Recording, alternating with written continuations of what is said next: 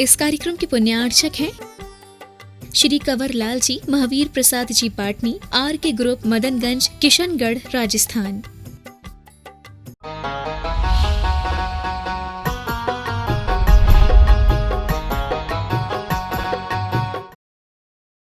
आज के इस महामारी के दौर में जहां चारों ओर अनिश्चितता का माहौल है, वह हमारे मन में अनेकों प्रश्न उठते हैं जो हम ना तो किसी से पूछ पाते हैं और ना ही उनका कोई उत्तर मिल पाता है। कोरोना की महामारी एवं त्रासदी से उत्पन्न मानव जाति की उभरी अनेक समस्याएं और उन सब का एक समाधान, आइए सुनते हैं आरम श्री के मुख से और अपने ज्ञान को अनुभूति में लाने का प्रयास करते हैं। नमस्ते महाराष्ट्री। अब सभी कह रहे हैं कि अब कोविड की तीसरी वेव भी आएगी। हम उसके लिए क्या तैयारी कर सकते हैं? कोविड की तीसरी वेव की चर्चा आने से पहले करना ऐसा ही है जैसे अभी बच्चा पैदा नहीं हुआ है और आप पूछ रहे हैं कि उसका नाम क्या होगा। फिर भी अगर आपको लगता है कि कोविड की तीसरी वेव भी आएगी, तो आप देख रहे हैं कि तैयारियां दो तरीके की होती हैं। एक बाहर जो गवर्नमेंट करती है और एक जो हम खुद करते हैं। अगर ऐसा कुछ है तो गवर्नमेंट भी अपनी तैयारी कर रही है, तो आपको भी कुछ ना कुछ तैयारी करके रखना चाहिए। बात यह है कि अगर हम उस वेव को वेव के रूप में लेंगे तो कोई भी आपके लिए दिक्कत नहीं होगी। आपकी मानसिकता अच्छी रहेगी, आपके भीतर भय चिंता नहीं होंगे, तो आपका शरीर भी अच्छा चलेगा और आपका शारीरिक स्वास्थ्य अच्छा बना रहेगा। कोई भी चीज़ है हमारे लिए, वह कितनी खतरनाक है, इसका हम अनुमान अगर अभी से लगाएंगे और दूसरे देशों की बातें सुनकर के हम अपने आप को पीड़ित करेंगे, तो ये हमारे लिए बहुत खतरनाक होगा। पहले भी आपसे एक बात कही गई है कि किसी भी परिस्थिति का वास्तव में सामने आना इतना खतरनाक नहीं होता जितना कि उसके लिए किया गया विचार। तो हम उस परिस्थिति को एक डरावनी विचार के रूप में अपने अंदर न बिठाएं। जो तैयारी सामान्य हो सकती है, वो तैयारी आप जानते हैं कि किसी भी रोग से लड़ने के लिए हमें केवल अपने शरीर को ताकतवर और अपने शरीर में इम्यूनिटी चाहिए होती है कि हम हर तरीके के वायरस से अपने आप को लड़ा पाएं। उसके लिए बस आपको अपनी इम्यूनिटी को बढ़ा करके रखना है। आप अपनी लाइफ स्टाइल इस तरीके की बना के रखें कि इम्यूनिटी कभी भी एकदम नहीं तैयार होती है, उसके लिए हमें पहले से तैयार रहना होता है। और उसके लिए हम अपनी लाइफ स्टाइल इस तरीके से बना के रखें, सही समय पर भोजन करें, अच्छा भोजन करें, बेवजह का ऐसा भोजन ना करें जिसमें कोई भी प्रोटीन्स नहीं होते, विटामिन्स नहीं होते, जो केवल आपका पेट भरने के लिए काम आते हैं, ऐसे भोजन ना करें। भोजन के बारे में आपको पहले भी बताया गया है। विटामिन सी, डी और जिंक से भरपूर वह भोजन होना चाहिए।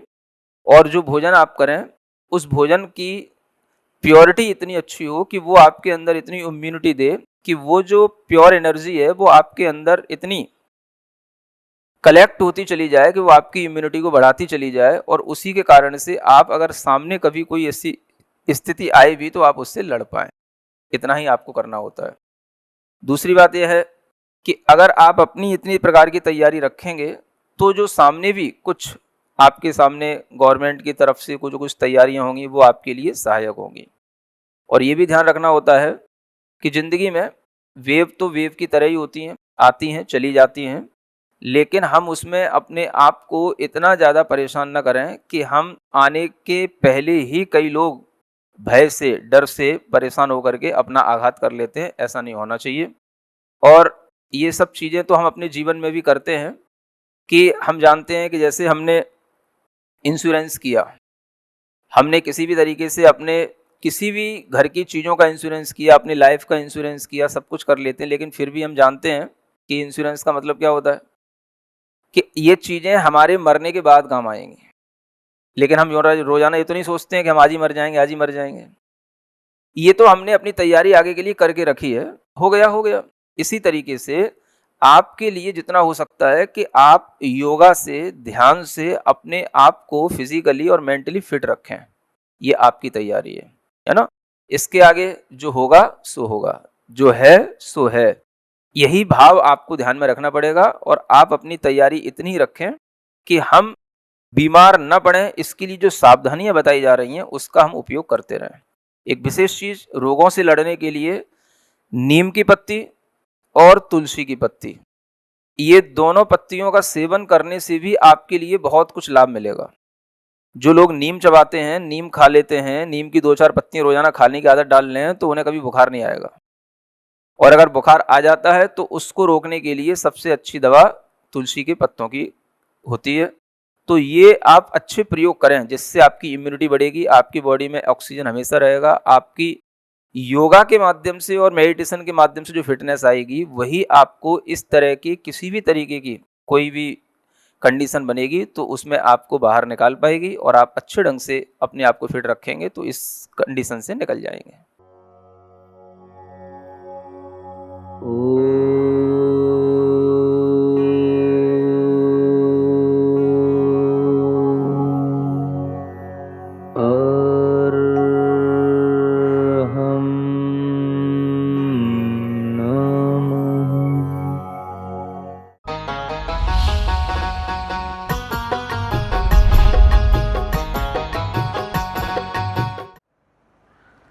ये होता है परिणाम। अब समझो ये सम्यक दृष्टि कहलाएंगे, या इस तरीके का ज्ञान देने वाले लोग सम्यक ज्ञानी कहलाएंगे? समझ में आ रहा है? एक तो आदमी के अंदर व्रत, प्रतिमा, चारित्र लेने का भाव कितनी मुश्किल से होता है, और हो जाए तो उसको गिरा दिया, उसके चारित्र का ही हनन कर दिया, और उसको सम्यक ज्ञान कहे जा रहा है। समझ में आ रहा है? तो ऐसे लोग कभी भी सम्यक दृष्टि हो ही नहीं सकते हैं, चाहे वो कितने ही अध्यात्म ग्रंथ पढ़ लें, कितने ही अष्टपाहुड़ पढ़ लें, और कितने ही बड़े बड़े सम्यक ज्ञान को बढ़ाने वाले चाहे कितने ही बड़े बड़े सार पढ़ लें, कुछ नहीं होने का। जिनके अंदर चारित्र का बहुमान नहीं, वो कभी भी सम्यक दृष्टि जीव हो ही नहीं सकते। ये आगे आने वाला है सब, समझ आ रहा है? तो इसलिए यहां कहा जा रहा है कि दूसरी शर्त यह है कि वो प्राज्ञ होना चाहिए, बुद्धिमान होना चाहिए। एक तो धर्म का प्रिय, और दूसरा बुद्धिमान इतना कि उसको किसी ना किसी तरीके से समझा बुझा करके उसे रास्ते पर ले आए।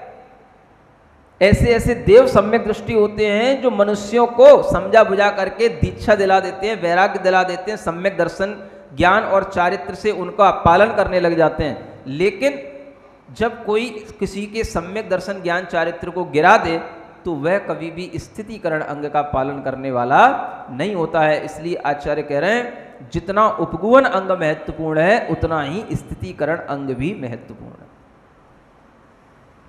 और उपगुवन अंग का पालन जैसे मां करती है वैसे स्थितिकरण अंग का भी पालन करती है। तो जो व्यक्ति किसी के दोषों को देख करके कुछ नहीं कहता है, वो व्यक्ति भी उसके स्थितिकरण अंग को भी करता है, और इस बात को जान करके कि हम किसी ना किसी तरीके से अगर किसी की कोई गलती है तो उस गलती से उनको मुक्त कराएंगे। समझ आ रहा है? ये दोनों बहुत ही महत्वपूर्ण काम हैं। दो हाथ हैं, एक हाथ से निंदा को रोकना, निंदा दूर करना, और दूसरे हाथ से उसको सहलाना और उसको सही लाइन पर फिर से लगाना। समझ आ रहा है? हाँ, यही गुरु का काम होता है, यही माँ का काम होता है, और यही एक सम्यक दृष्टि जीव का काम होता है। चाहे वो जीव मनुष्य गति का हो चाहे देव गति का हो, जिसके अंदर धर्म की भावना होगी वो धार्मिकता के भाव में रहेगा, और जिसके अंदर धार्मिकता आ जाएगी वह उस धार्मिक के अंदर से धर्म को कभी भी गिरने नहीं देगा। अगर देखेगा तो वह अपनी पूरी ताकत, अपना पूरा ज्ञान लगा करके उसे पुनः उस पर स्थापित करेगा। इसी का नाम है स्थितिकरण अंग। सम्यक दर्शन के 8 अंगों का जो क्रमवार वर्णन किया जा रहा है उसमें निःसंकेत अंग, निःकांक्षित अंग, निर्विचिकित्सा अंग, अमूढ़ दृष्टि अंग, उपगुहन अंग और स्थितिकरण अंग, इतना आप सुन चुके हैं। 8 अंगों में जो ये आगे आने वाले अंग हैं उनमें वात्सल्य अंग का वर्णन आचार्य समंतभद्र महाराज लिखते हैं। स्वयूथ्यान प्रति सद्भाव सनाथापेत कैतवा प्रतिपत्तिर्यथा योग्यम् वात्सल्यमभिलप्यते। पढ़ें एक बार। स्वयूथ्यान प्रति सद्भाव सनाथापेत कैतवा प्रतिपत्तिर्यथा योग्यम् वात्सल्यमभिलप्यते। कहा जा रहा है वात्सल्य अंग की प्राप्ति के लिए हमें क्या करना? स्वयूथ्यान प्रति सद्भाव। अपने यूथ का मतलब होता है समूह, है ना। इंग्लिश में यूथ जवानों का समूह बोलते हैं, युवाओं का समूह बोला जाता है। यहाँ पर भी आप ये भाव रख सकते हैं कि जो व्यक्ति वात्सल्य भाव में है, प्रेम भाव में है, वो युवा है, जवान है। उम्र से कोई अंतर नहीं होता। इसलिए कहा जा रहा है स्वयूथ्यान प्रति सद्भाव सनाथा, कि जो अपना समूह है उसके प्रति हमेशा सद्भावना का भाव रखें। सद्भाव से सनाथ माना होता है सहित हों।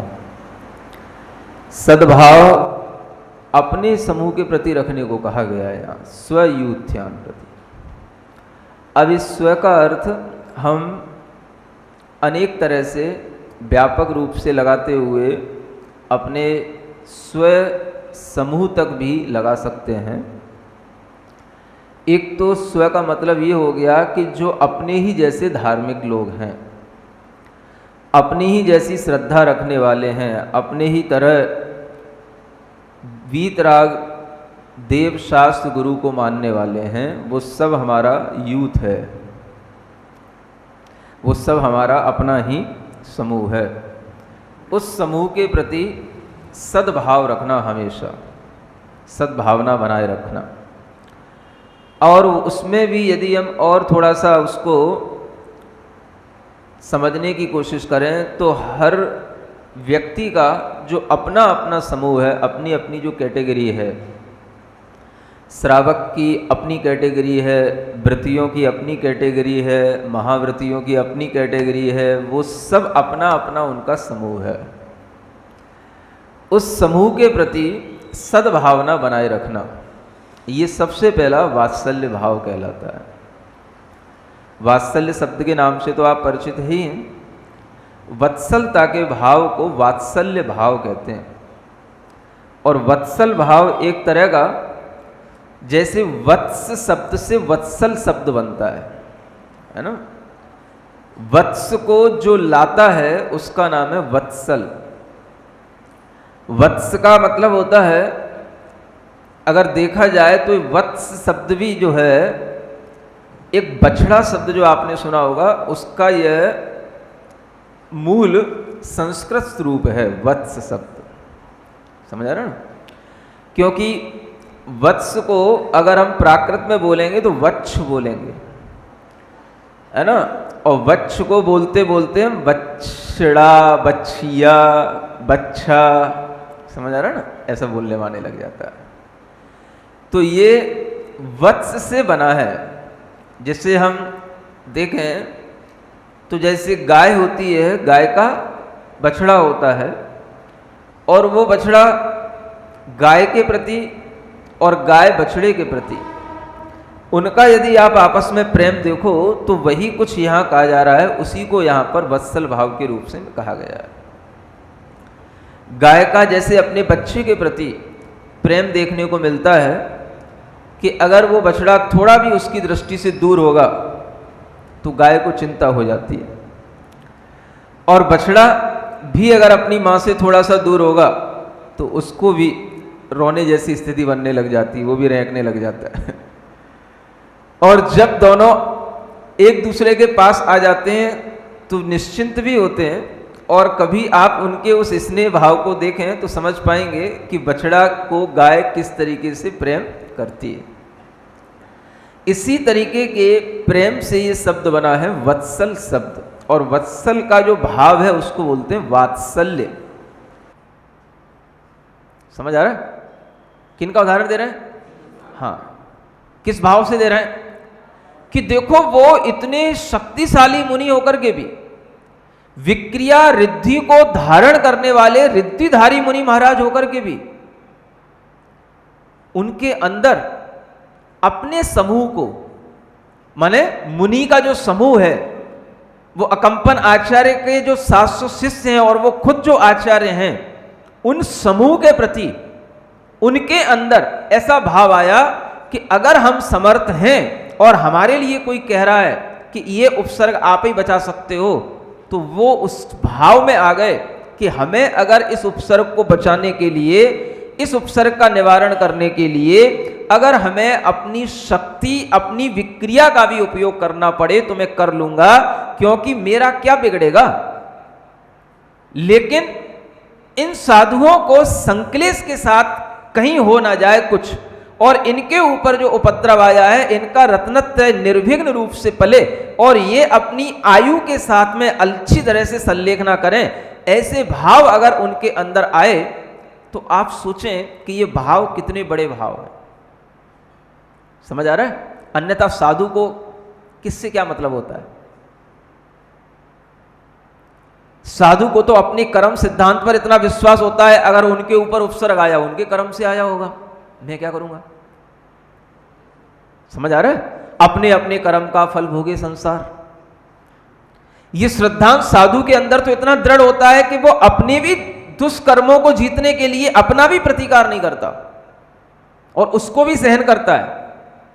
तो एक साधु दूसरे साधु के प्रति इतना समर्पित भाव से, वात्सल्य भाव से उसका उपसर्ग दूर करने का भाव करे, ये भाव उसका ऊंचा भाव है कि नीचा भाव है? समझ में आ रहा है? व्यवहार सम्यक दर्शन क्या होता है, निश्चय सम्यक दर्शन क्या होता है, जिसे ये चीजें अच्छे ढंग से मालूम होंगी, वो व्यवहार को भी निभाना जानेगा और अपने निश्चय को भी निभाना जानेगा। जब ध्यान में बैठेगा तो अपने भी दुष्कर्मों को जीत लेगा, और जब आंख खोलेगा तो दूसरे के दुष्कर्म आए हैं, उनके पाप का कोई फल मिल रहा है, तो उसको भी प्रतिकार करने के तत्पर हो जाएगा, क्योंकि उसे मालूम है साधु समाधि की भावना, वैयावृत्ति की भावना, वात्सल्य धर्म को प्रवाहित करने की भावना, ये सब धर्म भावना ही है। एक से धर्म समाज में आगे बढ़ता है, और जब हम आंख बंद करके ध्यान करते हैं तो उससे धर्म हमारी आत्मा में आगे बढ़ता है। दोनों प्रकार के धर्म, एक व्यवहार है, एक निश्चय है, दोनों प्रकार के धर्म का पालन करने वाला ही साधु होता है। और अगर इस प्रकार का धर्म एक मुनि महाराज अपनी शक्ति लगा करके और एक आचार्य के कहने पर कि जाओ इस उपसर्ग को निवारण करने की शक्ति विष्णु कुमार के अलावा और किसी के पास में नहीं है, उनको बता दो, और उन्हें यह भी नहीं मालूम कि उनके पास में रिद्धि प्रकट हो गई है, वो अपने क्षुल्लक को बेचते वहां से, और जब वो देखते हैं कि वास्तव में हमको रिद्धि प्राप्त हो गई है, क्या करेंगे रिद्धि को। लेकिन अगर एक गुरु ने कहा है, एक कोई साधु ने कहा है, आचार्य ने कहा है कि तुम ही ऐसा कर सकते, तो इसका मतलब वो भी चाहते तो वो भी कर सकते थे, लेकिन उनके पास में वो रिद्धि नहीं थी, तभी तो वो खुद नहीं किए। इसके लिए कोई अच्छा योग्य व्यक्ति चाहिए, शक्तिशाली व्यक्ति चाहिए, रिद्धियों की संपन्नता से सहित कोई व्यक्ति होगा, तभी वो इस तरीके के दुष्ट मंत्री उससे समझ पाएंगे। सामान्य व्यक्तियों की बातों को मानने वाले नहीं है वो दुष्ट मंत्री। एक महाराज नहीं है, 700 मुनि महाराज हैं। वो तो सब अपने कर्म का फल भोगने को तैयार हैं, और उपसर्ग होते हुए 1, 2, 4 दिन बीत भी चुके हैं, कोई टस से मस नहीं हुआ। लेकिन एक मुनि महाराज के मन में जब ये भाव आया कि मैं अगर ऐसा कर सकता हूं तो मैं क्यों ना करूं, वो गए और जाकर के उन्होंने पहले तो जिस राज्य में गए थे वो राज्य में उन्हीं का भाई था, गृहस्थ अवस्था का उन्हीं का भाई था, वही राजा था, और उसी राजा ने उनको 7 दिन के लिए राज दे दिया था। तो वो पहले तो अपने भाई से ही कहने गए कि तू क्या कर रहा है, अपने कुल में, अपने धर्म में, अपने राज्य में तो कभी ऐसा होता नहीं था कि हम साधुओं के ऊपर उपसर्ग करें, और यहां ऐसा हो रहा है। तो वो कहता है भाई मैं क्या कर सकता हूं, मैंने वचन दे रखा है, मैं अपने वचन का निर्वाह कर रहा हूं, मैं आपके चरणों में प्रणाम करके कहता हूं कि मैं कुछ कर नहीं पाऊंगा, अगर आप में शक्ति है तो आप कर लो। ये मैं मानता हूं कि अपने कुल धर्म में ये नहीं होता, लेकिन मैं वचनबद्ध हूं, मैं भी क्षत्रिय हूं, क्या करूं। समझ आ रहा है। अब जब उन विष्णु कुमार मुनि के लिए सुनने को मिला, तब वो स्वयं गए। अब यहां पर 2 तरह के कथानक आते हैं। एक कथानक में तो ये नहीं लिखा कि उन्होंने कोई बामन का रूप रखा, कोई ब्राह्मण का भेष बनाया, जो हरिवंश पुराण में कथा आती है उसमें तो सीधा सीधा लिखा है कि वो मुनि महाराज ही थे, वहां गए, सीधे बाली से जाकर के मिले, उस बलि आदि जो मंत्री थे उनसे मिले जाकर के। समझ आ रहा। जो दूसरे कथाकोश हैं उनमें इस बात को जिक्र है कि उन्होंने एक अपनी विक्रिया से ब्राह्मण का रूप बना लिया, क्योंकि वो ब्राह्मण ही थे, और इस कारण से उन्होंने ब्राह्मण का रूप बनाया ताकि वो हमें देखेंगे तो वो हमें दक्षिणा देने के लिए तत्पर होंगे। और उन्होंने इस तरीके का उस समय पर स्वांग रचा विक्रिया के माध्यम से कि ये एक बार हमारे सामने इस बात के लिए वचनबद्ध हो जाए कि ये हमें कुछ दे दे, तो हम इससे क्या मांगेंगे, थोड़ी सी जमीन मांगेंगे। क्यों मांगेंगे? जब उसने उन मंत्रियों से कहा कि इनको छोड़ दो, तो वो मंत्री कहते हैं मैं कुछ नहीं जानता, इन्हें उठ के चले जाना चले जाए, मैं क्यों छोड़ दूं, मैं तो अपना काम कर रहा हूं।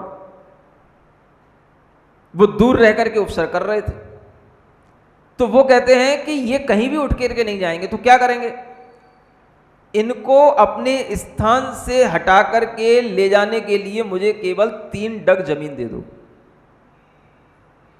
समझ आ रहा। तो वो सामने वाला, वो तो बहुत बड़ा राज्य के मंत्री थे, 3 डग जमीन में क्या होगा, बोले इतनी दे दो, बस इतनी पर्याप्त।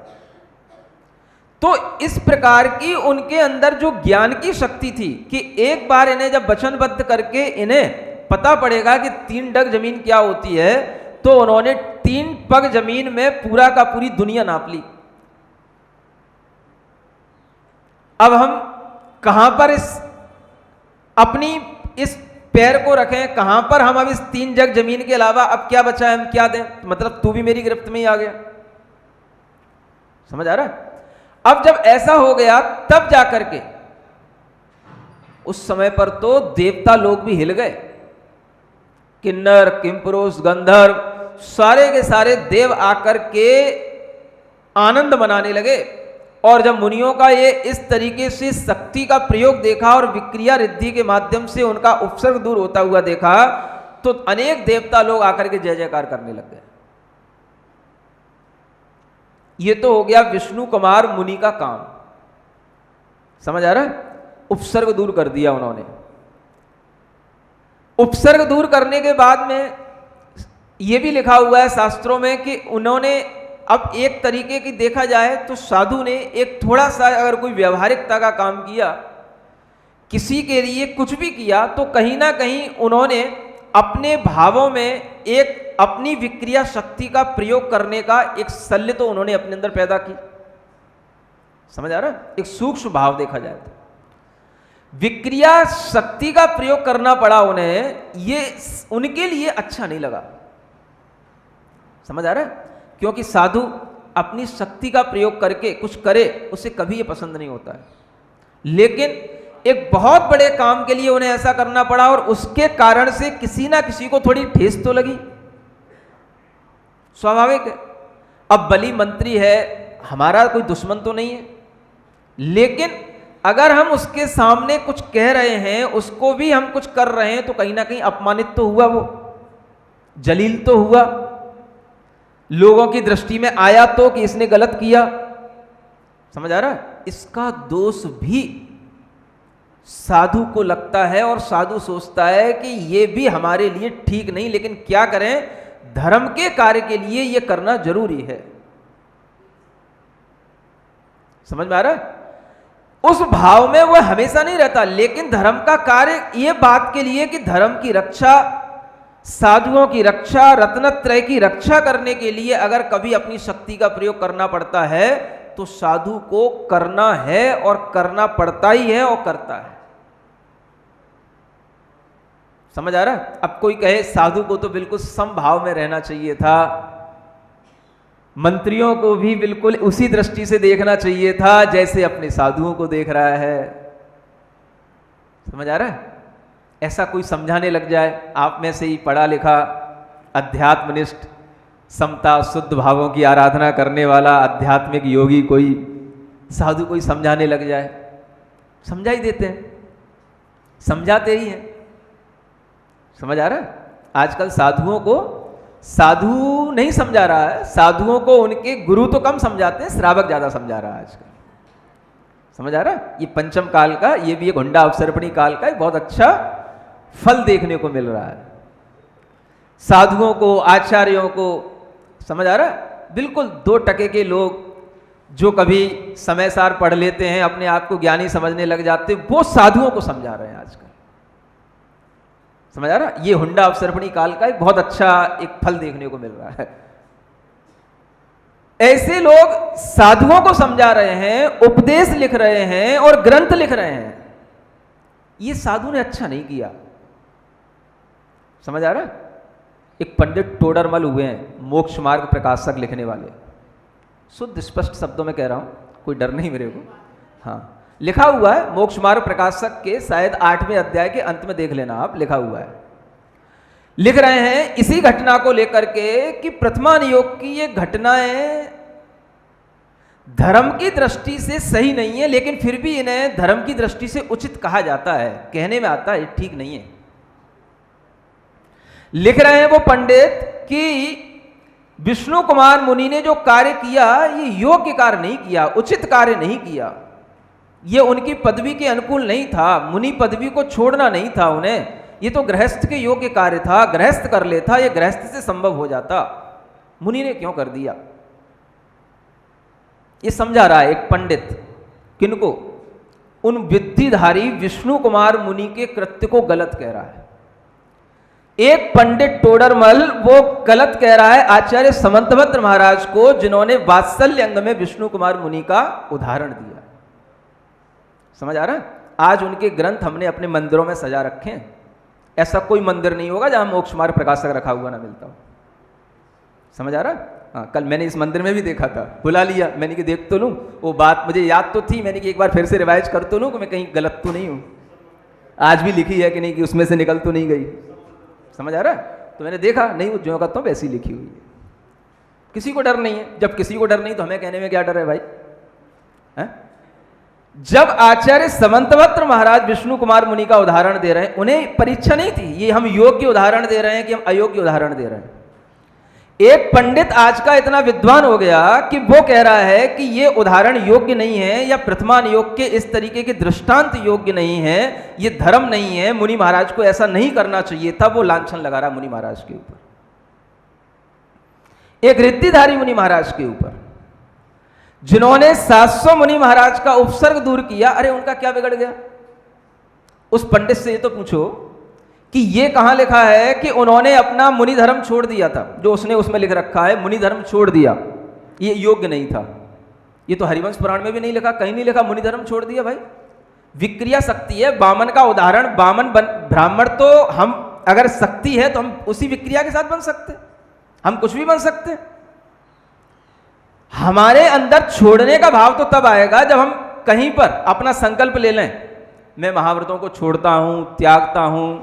समझ आ रहा है? मैं महाव्रतों को छोड़ करके अब ये गृहस्थ धर्म अपना रहा हूं थोड़ी देर के लिए। ऐसा तो कुछ था ही नहीं।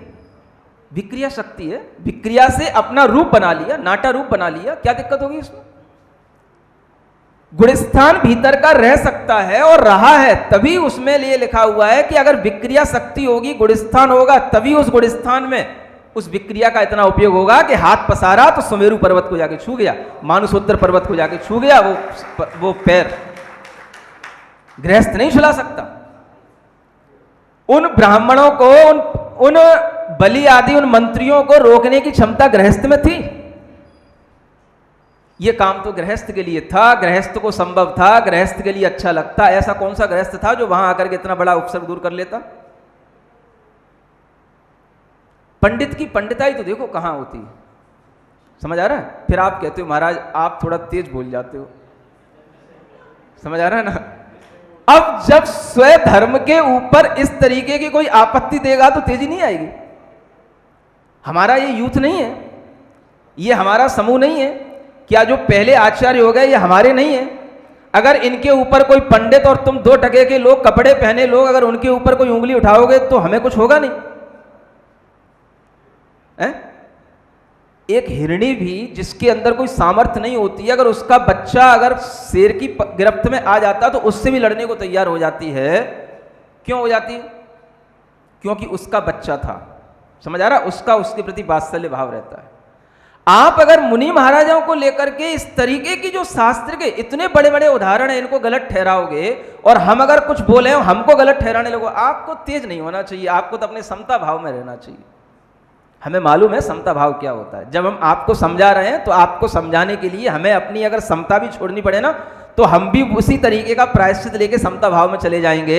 जैसे वो विष्णु कुमार मुनि अपनी विक्रिया शल्य को दूर करने के लिए अपने गुरु के पास गए, प्रायश्चित लिया और फिर बाद में शुक्ल ध्यान किया, केवल ज्ञान प्राप्त करके मोक्ष हो गया उनका। कोई संसार में नहीं है, वो देर नहीं लगती मुनियों को भाव बदलने में, समझ आ रहा है? गुणस्थान में ही ये सब होता है। अगर मैं तेजी से बोल रहा हूं तो मेरा गुणस्थान ही गिर जाएगा, मुझे मालूम है गुणस्थान किससे गिरता है, मुझे मत समझाओ, समझ आ रहा है? और मेरे गुणस्थान में कितनी ताकत है और मेरा गुणस्थान कितना क्रोध झेल सकता है वो भी मुझे पता है। आपको ये छोटी छोटी बातें हमें समझाने की जरूरत नहीं है, आचार्यों को समझाने की जरूरत नहीं है कि कौन क्या कर रहा है। आज व्यक्ति के अंदर इतना ज्ञान आ गया कि छोटा सा छोटा व्यक्ति भी आज बड़े बड़े आचार्यों के प्रति अपने कमेंट्स देने लग गया है, समझ आ रहा? वीडियो बना बना करके भेज देता है ग्रुपों में अपने आप को ज्ञानी बताने के लिए और ये कहने के लिए कि ये गलत हो रहा है, मैं पत्थर की दीवार की तरह खड़ा हो जाऊंगा, चट्टान की तरह खड़ा हो जाऊंगा, मैं गलत नहीं होने दूंगा। क्या गलत तू रोक लेगा? तू ये क्या गलत हो रहा है, क्या गलत तेरे दिमाग में आ रहा है? तेरा दिमाग कहां है और उनका दिमाग कहां है? तू क्या सोच रहा है? ऐसे ऐसे लोग सामने आ रहे हैं जिन्हें ना शास्त्रों का ज्ञान, ना मर्यादाओं का ज्ञान, ना साधुता का ज्ञान, ना कोई श्रावकाचार का ज्ञान, अपने आप को ज्ञानी मार रहे हैं, समझ आ रहा है? और ये सब कोई नहीं है, उसी तरह के पढ़े लिखे लोग हैं जिन लोगों ने, जिन पंडितों ने ऐसे ग्रंथ लिखे, उन्हीं पंडितों को पढ़ने वाले ये 2 टके के पंडित बन गए, समझ आ रहा है? अब आप सोचो क्या लिखा हुआ है। क्या हम इस तरह के ग्रंथों की पूजा करें? क्या हम इस तरह के पंडितों के ज्ञान का सम्मान करें? क्या हम इस तरह के मोक्ष मार्ग प्रकाशक जैसे ग्रंथों की बढ़ोत्तरी करें या इनको मंदिरों में रखें या इन्हें पढ़ने के लिए, स्वाध्याय के लिए प्रेरित करें लोगों को? क्या सीखेंगे लोग इससे? कोई मर रहा है, मरने दो। अगर एक साधु ने किसी साधु को बचाने के लिए अपने शक्ति का प्रयोग किया तो उसमें बुरा क्या है? हमारी ये समझ में तो आए। मुनि धर्म का त्याग तो तब कहलाता है जब वो गृहस्थ बन गए होते। अरे अपने गुणस्थान में रह करके ही वो सब कुछ संभव है। तेजस समुद्घात भी अपने गुणस्थान में रह करके निकलता है जो सब कुछ भस्म कर देता है, समझ आ रहा है? लेकिन उसका परिणाम गलत होता है। ये कोई गलत परिणाम की चीज नहीं थी, ये उचित परिणाम की चीज थी, इसीलिए बाद में आचार्यों ने उनकी प्रशंसा की, देवों ने प्रशंसा की। आप देखो देव लोग वहां पर प्रशंसा करने के लिए आ रहे हैं, सम्यक दृष्टि देव लोग भी प्रशंसा करने आ रहे हैं और मनुष्य भी प्रशंसा कर रहे हैं, आचार्य प्रशंसा कर रहे हैं। एक पंडित लिख रहा है कि ये चीज योग्य नहीं है, समझ आ रहा है? और ये इसलिए कहना पड़ रहा है, जब मेरे सामने कोई आकर के इस तरीके का प्रश्न करता है, कोई भोला भाला श्रावक, महाराज मैं एक स्वाध्याय में गया था और मुझे वहाँ सिखाया गया, बताया जा रहा था कि मुनि महाराज को ऐसे काम करना योग्य नहीं है, उचित ऊंचे पद में रह करके उस पद को छोड़ना, नीचे पद में आना, ये मुनि महाराज के योग्य नहीं है। उदाहरण दिया जा रहा था महाराज विष्णु कुमार मुनि महाराज का। हमसे आके पूछता है, महाराज बताओ ये बात सही है क्या? अब बताओ मैं क्या समझाऊं उसको उस समय पर। समझ आ रहा है? जब इस तरीके के लोग हमसे आकर के पूछेंगे तो क्या होगा? जब हम आपको समझाएंगे तो क्या समझाएं? अब हम आपको, जब हम वात्सल्य पढ़ाएंगे, यही चीज तो समझानी पड़ेगी कि आप जो गलत समझ रहे हो वो समझो कि गलत क्या है और सही क्या है। जो शास्त्रों के उदाहरण हैं, जिन्हें हर आचार्यों ने मान्य किया है, उन्हें हम आज लिख रहे हैं। इससे पहले किसी ने नहीं लिखा। किसी ने भी इससे पहले कभी नहीं कहा कि ये चीज गलत हुई। एक पंडित ने लिख दिया आज से 200 वर्ष पहले।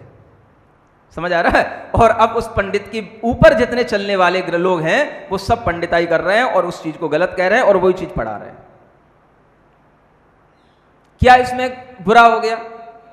इधर उन्होंने उपसर्ग का निवारण किया, उन्हें खुद मालूम है। ये मैंने एक अपनी विक्रिया रिद्धि का उपयोग किया, मेरे लिए ठीक नहीं था, क्योंकि मुझे अपने धर्म ध्यान और शुक्ल ध्यान के भाव में ही रहना था। लेकिन अगर मेरे निमित्त से इतना बड़ा उपकार हो गया तो कोई बात नहीं। समझ आ रहा? अगर वो चीज गलत होती तो देव लोग कभी उसकी प्रशंसा करने नहीं आते, बीड़ा बजाने नहीं आते, जय जयकार करने नहीं आते, अगर वो चीज गलत होती तो। समझ आ रहा? जब देव लोग प्रशंसा कर रहे हैं, मनुष्य प्रशंसा कर रहे हैं, ये समंतभद्र जैसे आचार्य प्रशंसा कर रहे हैं, तो एक पंडित की क्या जरूरत है कि वो उनको गलत ठहराए और गलत लिखे? समझ आ रहा? आप पढ़ के देखना इस चीज को, कि ये सोचना ही गलत है कि उन्होंने अपना मुनिपद छोड़ दिया। कहां छोड़ दिया भाई?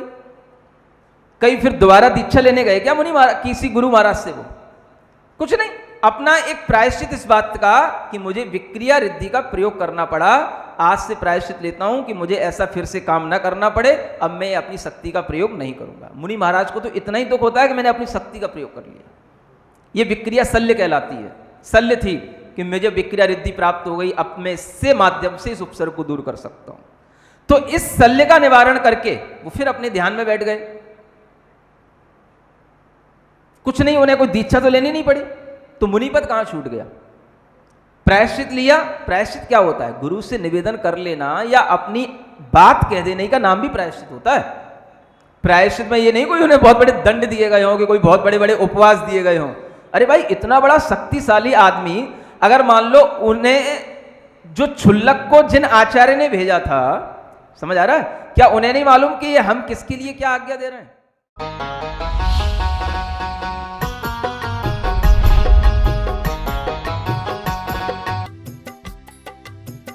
इस कार्यक्रम के पुण्यार्चक थे श्री कंवर लाल जी, महावीर प्रसाद जी पाटनी, आर के ग्रुप, मदनगंज, किशनगढ़, राजस्थान।